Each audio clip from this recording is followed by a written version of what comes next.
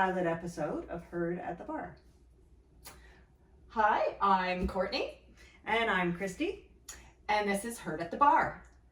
This podcast is a creation that came to, it was kind of a joint idea, but it's based on many of the conversations that we have here in the Pilates studio. So Courtney's been a client of mine for about 8 years. We're guesstimating. If anybody fact checks that, we're sorry if we're wrong. You can tell me if I'm wrong. Yeah, exactly. But what happens, and this is probably one of the most amazing things about the studio and what I love, is that we get going in a class and someone comes in and there's something going on in their life. Whether it be something good, something bad, something challenging, whatever that might be. It could even just be that they're doing a renovation or they're trying to find a referral somewhere. But they come in with whatever that issue is, and inevitably in that class, someone's got an answer for it. Someone has a supportive response to it. Someone has a relatable experience to it. And so we thought, how great would it be if we took that magic and brought it to the podcast world, to all of you out there who might be experiencing the same thing, and know that you're not alone. You know, I was thinking about this when we were first talking about it, is that that term they always say, the saying, but it's actually about raising your children, that it takes a village. Yes. And I think this is something that continues on your entire life, that it takes a village. And for many of us, once we get into our careers, we let go of some of the social aspects of our life because there's only so many things you can do in a day. And as a result of that, some of the close friendships that you've maybe had early on in your life, they start to, drift or aren't as close anymore. And I think that's part of why it's been magical here at the studio, is it provides all of us with an outlet, a social outlet, where we can feel safe to share and support one another. I think it's amazing having a community that you can rely on. Yeah. That if you have a question, you can bring it forward. Or even if you're just not sure that that's normal. Like coming into class, usually the 5-10 minutes if you get early, if you're here, and you're just chatting with other people and you're having those conversations and you're having, I have this back pain and I don't know why it's just suddenly happening, and someone will suddenly be like, have you been doing your mat classes? Like, are your abs, fatigued? Yeah. Have you been doing something? Who is that? Somebody who says that? That would be you. But yeah, and it's something like that. And even just we sometimes come in and we're talking about clothing, and you're finding that, we were talking about the gusset of underwear, you know what I mean? And you're talking about those things that you wouldn't think, but you would maybe if you had close girlfriends. But as you get older, your girlfriends move away, they have kids, they're just not there like they were when you were younger. Yeah. And so you lose that. Yeah. And I think just coming here and having that, sometimes you sit down in a mat class beforehand and you just start talking about, this product that you use that was so good, or the books. That will be another episode. Yes. But yeah, so that just things like that, like book recommendations, product recommendations, things that you're going through, perimenopausal, menopausal, those types of things that you don't necessarily, you might have friends and they might be 10 years younger than you and they're not experiencing the same things you are. And even childbirth and trying to get pregnant and that process that happens, and for some of us it's so challenging, and we all go through our own experience. To have others in the room who've experienced it and or to have hear it, recommendations or solutions to something, exactly, to hear it, it's that you're not organic alone. Sharing of shared experiences and things that things that when I had a child, somebody I didn't know going into, and then I think it was a nurse who told me some things we'll get into later, but told me something that never would have occurred to me. Right. And that's what we get here. Yeah. And I think sharing it and having you guys listen to it and giving ideas too. Yeah. And share. It's great. I think it started with us talking about it. And then at the end, me writing it on a Post-it note and being like, ideas. Yeah, here's an idea. We need to do this. We need to share this. Yeah, yeah. And it's an experience that if you're doing online classes or you work remotely, you don't have that because you don't have little chats anymore. Yeah.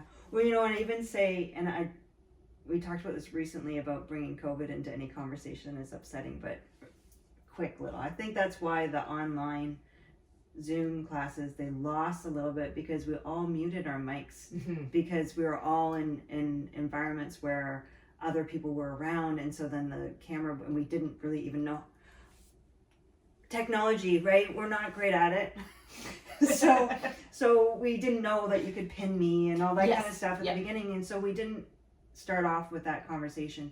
But I think that's kind of why a lot of people were like, you know what, I can't, because it made you miss what happens here. There's a lot of people who this was their only outlet was here, and they really had a hard time with that. But you know, I think one of the other amazing things about Pilates in general is that everyone, not everyone, but majority of those, especially those who have been around for a while, have a start story. Why they started doing Pilates in the first place. And I think that's really, truly interesting, and is also part of what creates this community. Is we're all kind of coming together, like-minded individuals with the same sort of agenda. And luckily, most of us are here to enjoy ourselves and not to pass judgment or anything like that. But maybe what we could talk about now is a little bit of our Pilates story. What got us started, each of us, because we both have our own story. So what got you started? Well, my background is a professional ballet dancer. So I've danced my whole life.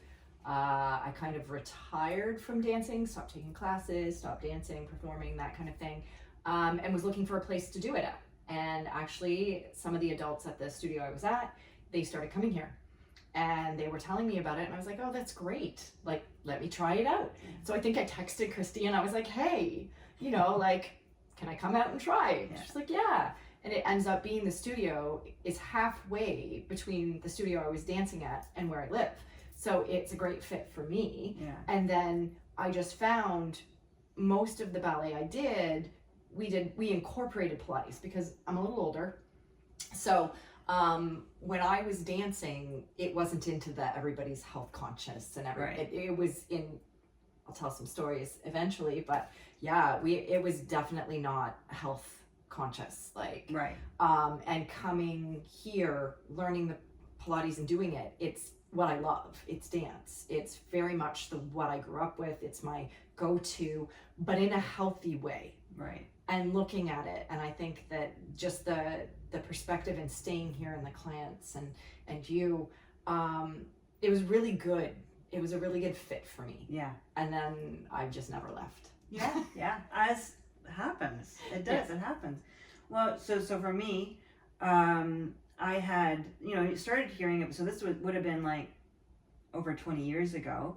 I started hearing about Pilates, and it was kind of like the best kept secret in Hollywood and with the dance community. In New York, it's everywhere. And I had started doing it somewhat, you know, casually, but then I was in a car accident. I was rear-ended, and I had whiplash, and actually had low back issues as a result of it. And as part of my rehab, I found a studio and was doing privates.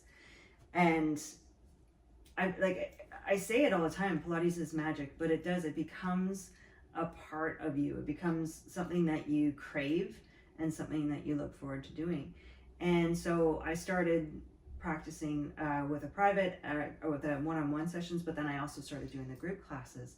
And then the studio that I was at was bringing the trainings, and I thought, oh, I'm going to do this for fun. I had a full-time management job.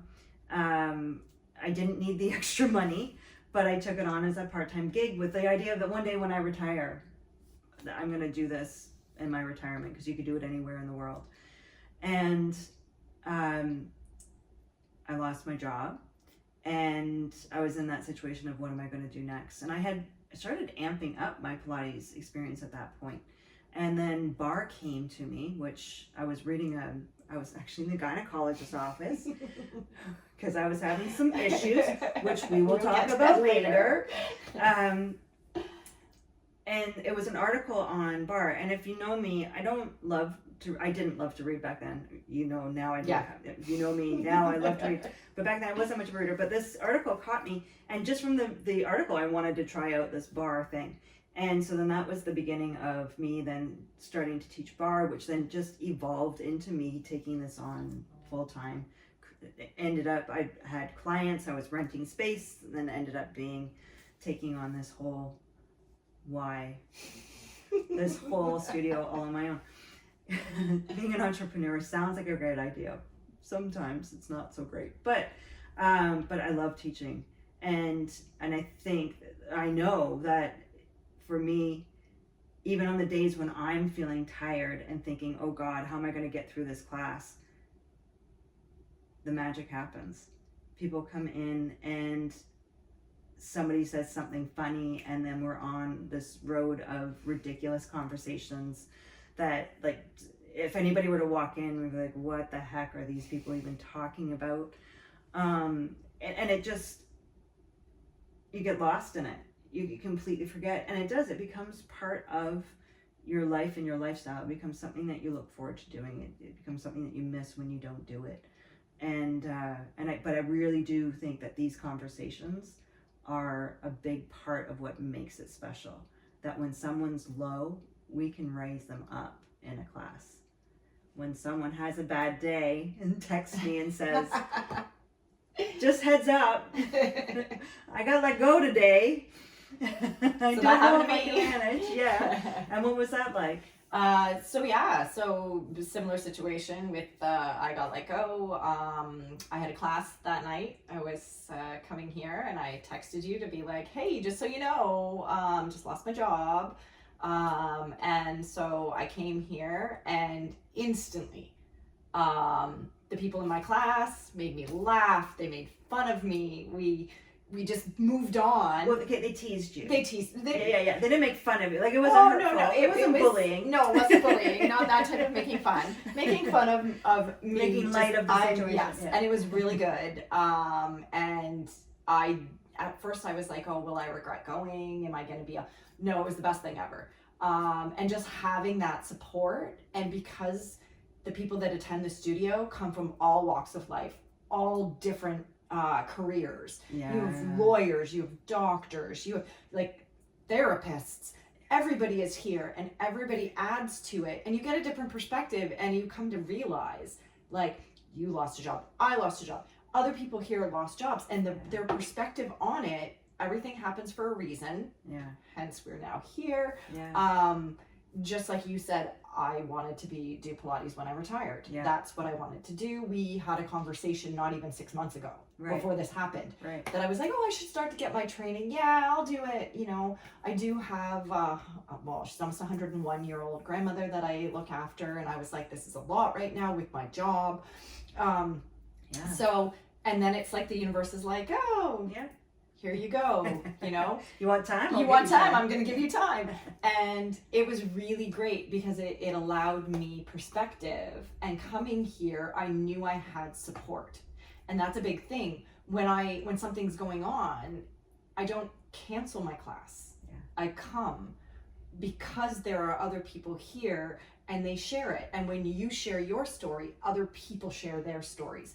And it ends up helping. There are other people in the studio that when I told my story about what had happened to me and how it had happened, they are in a similar situation. They haven't gotten to that point yet, but they're in a similar situation. And it made my experience telling it is helping them to understand how they can make their lives better. Right. And having a place like that makes a huge difference. And I know that this is a fitness studio? Yeah. But this is more than just a fitness studio. Yeah, this is starting to sound like a bit of an ad for the studio. Yeah, but that's okay. But you have to understand what it's like. To understand where you're coming from. And what inspired this right now. Exactly. Why we felt that there was enough here to bring it out into the world. That there's enough here to create some content that we think other people would enjoy listening to, and being part of. Because, like I said earlier, it takes a village. We get to a point in our lives where we're the grown-up, and maybe we don't have grown-ups in our life anymore, or those grown-ups who were our nurturers are now needing us to nurture them. And it becomes a little bit, it becomes lonely, it becomes challenging. Because I truly believe that we all mature to a certain age. And what is the most challenging part of being an adult is not being able to lean on somebody. We all have partners, and in our partnerships, you know, that there is a level of being able to lean on one another, but your partner's in that. To have that one person that's just that much more above it, you know, your mother, your father figure, whoever that nurturer who is not on the same level of you, that you can like look to and lean on and feel that level of nurturing and support and love from. We lose a little bit of that when our parents, our support systems start to age out. And having a space where you can find like-minded individuals who maybe can provide a little bit of that to you. That, you know, that day when you came in, you got hugs. You could unload without feeling like you're putting more burden on anybody, because we're not going to take your burden with us. Whereas your partner, when you unload, they're going to carry that burden that you're unloading. So it provides you that, I guess that's what I was trying to say earlier, in that kind of roundabout way. There is a dictionary that we'll be coming out with how to understand what Kristy is trying to say. Because sometimes it makes total sense in my head until I look across the table and Courtney's looking at me like, get your point, please. But that idea that you've got someone that you can connect with and feel comfortable and safe to share the burden with, and know that it's not going to continue on in their life, it's not going to bring them down, which is nice. So I think that's where so the idea of the podcast is that because you might not be here in the studio, you might have a different studio, a studio near you where you're doing your workouts. We'll bring to you the stories that we have in the studio, the things that other clients have done, and we've had conversations, and we just think it's fun. It's something that you would get out of it. Be it that maybe we have a podcast. One of our podcasts will be, you know, bringing in an expert to help us talk through, you know, what you go through for like menopause or perimenopause, because we know our own personal experience and things that we've learned from it, but we're not the experts, right? Or we are the experts on a lot of book talk. So we'll be bringing that too. You know, it becomes things like that, like what is it? Fairy smut, I think is the conversation. I think I was calling it fairy porn. You were calling it fairy porn. I call it fairy smut. Yeah. Those of you who know this series know, and the different versions of it. Fairy porn is more accurate. But we'll have a talk about like book recommendations, products, things that we've tried that other people in the studio recommend. What was the other? We were also talking about product reviews, suggestions. So if you're an entrepreneur and you are looking for ideas of things, we come up with all kinds of ideas here in class. The products that we think we need, services, but we don't have or don't have the means to make. Yeah. Rentanona. Yes. What was the other thing we were talking about? We were talking about Kristy is a cult leader. No, I'm not a cult leader. No, hold on a second. I just, for a while there, was considering maybe I should become a cult leader. But then we determined that you were already a cult leader. Kind of, I guess so. Except I'm nice and I don't make people do terrible things, and there's no and not all cult leaders are mean. Well, from all the research I've done, they're all pretty psycho. But that's a topic for another time. We'll talk about that, and we'll talk about the reality series that Kristy thinks that we should, that Netflix should sponsor. Right. Yeah. Well, we've had a few of those. We've had, yeah, few of exactly. So those we'll have ideas, another yeah, conversation yeah. about that. Maybe But we'll just- call that the pitch podcast. Oh, that's a good idea. Yeah. So basically, what we're here is to bring some topics that are lighthearted, some topics that we think people our age and those that are, you know, might not have an outlet like we have. We're gonna bring it to you. Yeah, and might spur on your own conversations outside of this. That hopefully, hey, I heard this. Yeah, and we'll, if you are at another studio and you have some suggested things that you heard at your studio, Yeah. feel free to let us know. Bring it on. We're open to talking about it. Yeah. Well, thank you for joining us on our first pilot podcast. We're looking forward to hanging out with you as much as possible. Yep. All right. Bye. Bye.